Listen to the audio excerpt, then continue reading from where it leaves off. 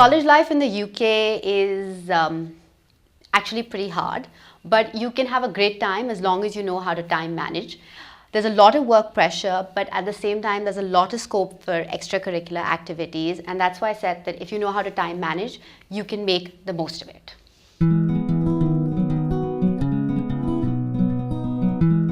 A university can have anywhere between 15 to 20,000 students, and colleges can have anywhere between 300 to 1,000 students.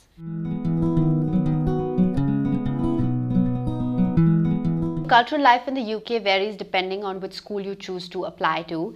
If you want to have a university town experience where everything revolves around students and it's much easier to fit in, one might choose to apply to the Oxford or Cambridge. But if you're looking to go and living in a big city, a more metropolitan environment, then you would probably apply to a school like the LSE, where there's no clear boundary between the school and the city. For anyone who's going to study in the UK, you must be open to change. You must be willing to adapt to the system there, because it might be very different from what you have been exposed to before in your life. And that aspect applies not just to your academic life, but also to your cultural life. Academically, of course, it's very different because the system is not centered on rote learning. So you have to be willing to change that about your way of studying. And culturally, you should be open to interacting to people from different backgrounds, and you should be open to trying out new kind of extracurricular activities, sporting activities. So I think it's just really important that you should try out everything that is out there and then make a decision about what you want to do, because only then would you be able to make the most of that experience. Another don't would be that don't go there with any preconceived notions about people, especially people from a particular background or a particular nationality. Go there and form your own opinion about things after having interacted with everybody with an open mind.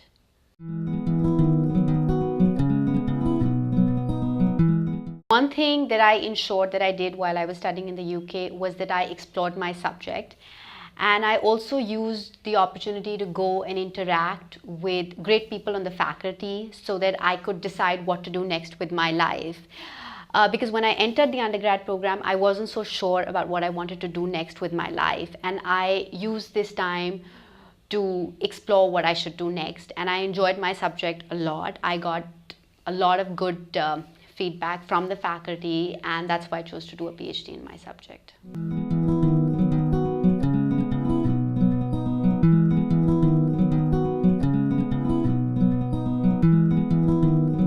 Academic life in the UK is not centered simply on rote learning. One has to read a lot, about 4 to 5 academic articles every week, and it's not just reading them but absorbing the information which is in them and analyzing them and being able to present it in supervisions and tutorials, where very often there are heated discussions on what you might have read, or you would be required to write essays. So that actually is a great learning experience if you put in effort. Unlike the US, an undergrad in the UK is for 3 years. Postgrad master's programs are typically 1 year, and there might be some master's programs which are 2 years, but on average most programs across the UK are 1 year for a master's, and then PhD programs could be 4 to 5 years. Typically the academic year in any university or college has 3 terms. Exams happen at the end of the 3rd term, which is in the summer term. So even though you might be writing tutorials and supervisions on a weekly basis, none of these count towards the grading system.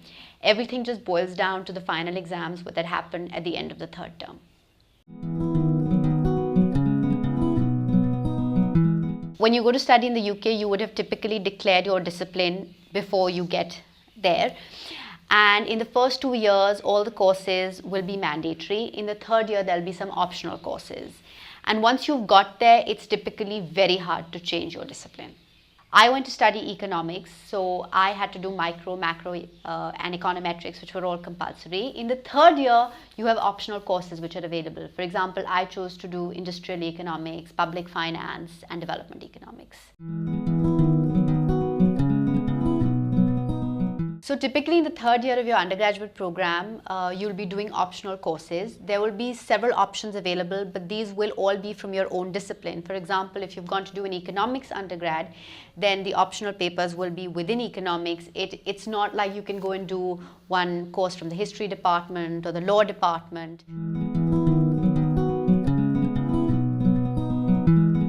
It's not mandatory to write a thesis in an undergrad program, but it is becoming more and more common that in the third year, they give you the option of writing a dissertation, and you could work on this dissertation throughout the year and then finally submit it in the exam term or the summer term. In a master's program, however, it is typically compulsory to write a dissertation.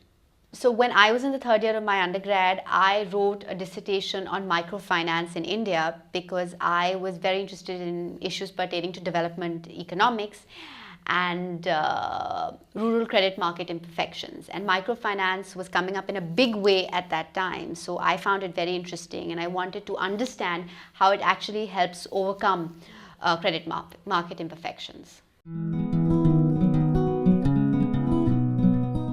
The evaluation system in the UK is just based on one final exam that happens at the end of the summer term. And typically you could graduate with a first class or an upper second, a lower second, or a third class. So in the tutorials that you have on a weekly basis, you'd be writing essays and doing assignments. The purpose of this really is that you are graded on each of these assignments. And although this doesn't count towards your final exam results, but through these tutorials, you get an idea of what it is that constitutes a first class answer or an upper second answer. So this helps you improve the quality of answers that you would write in the exam. But at the end of it, the only result that matters is what you get in the final exam. Where they first declare which class you graduated in, and the individual breakup of the marks comes later, which is confidential. At the undergrad level, there's no concept of distinction. You can basically graduate with a first class, which is the highest possible degree with which you can graduate. And following that, you have an upper second, a lower second, and a third class. Master's programs, the grading system is based on whether you get a distinction, a merit, or you're just pass. So in a master's program, typically you'd be doing 4 to 5 courses and also writing a dissertation. They'll then take the average of your marks in all these courses and dissertation, and that determines whether you get a distinction, which happens if your average is above 70%. If the average lies between 65 and 70%, then you get a merit. One has to work hard to get good grades, but also one has to study very smartly to get good grades.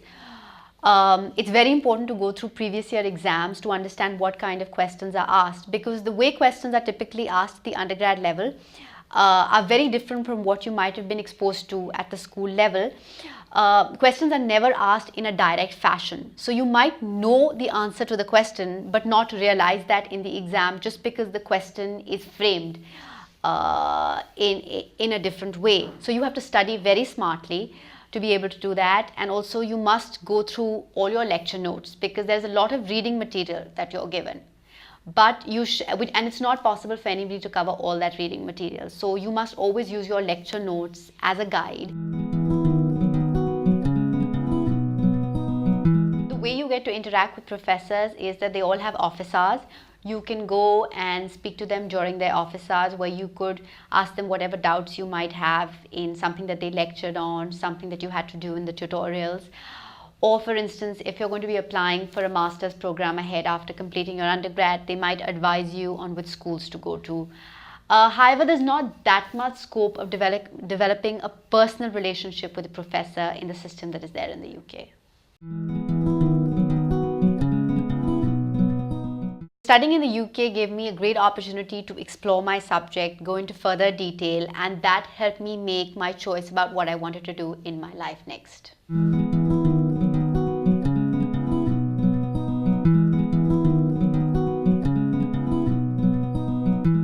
There is free time which is there to get involved in extracurricular or sporting activities, but all of it essentially boils down to whether you can time manage effectively. If you know the art of time management, you're going to be able to manage academics with extracurricular and any kind of other activities that you might want to do.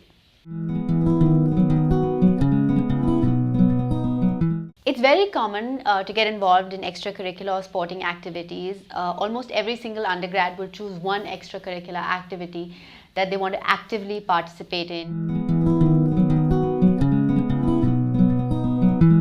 The most popular sports in the UK would be, on UK campuses, would be rugby, cricket, rowing. You definitely don't have to be a professional to participate in any of these sporting activities. You could even be an amateur.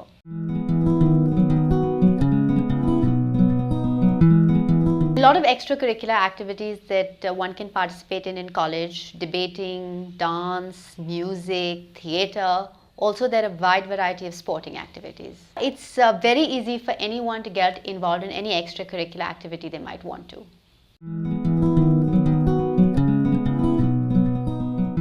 So there are several options for doing part-time jobs while studying in the UK. You could go and work in the library, you could go and work in your own college, maybe at the reception desk.